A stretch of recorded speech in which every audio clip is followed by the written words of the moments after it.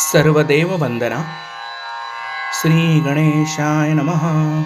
वक्रतुंड महाकाय सूर्यकोटि समप्रभ निर्विघ्नं कुरु मे देव सर्वकार्येषु सर्वदा। गुरुर्ब्रह्मा गुरुर्विष्णुः गुरुर्देवो महेश्वरः गुरुः साक्षात् परब्रह्म तस्मै श्री गुरवे नमः। या देवी सर्वभूतेषु शक्तिरूपेण संस्थिता नमस्तस्यै नमस्तस्यै नमस्तस्यै नमो नमः।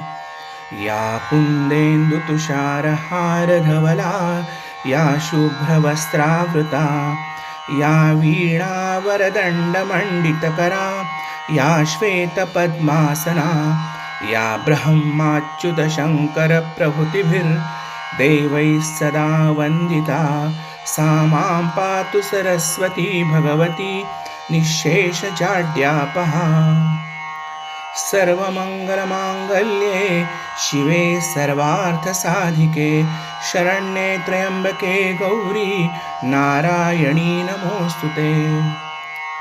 कर्पूरगौरं करुणावतारं संसारसारं भुजगेन्द्रहारं सदा वसन्तं हृदयारविन्दे भवं भवानी सहितं नमामि।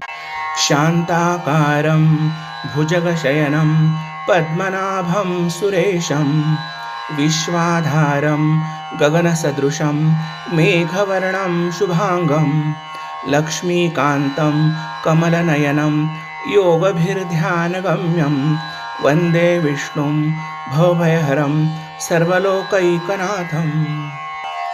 रामाय रामभद्राय रामचन्द्राय वेधसे रघुनाथाय नाथाय सीतायापतये नमः।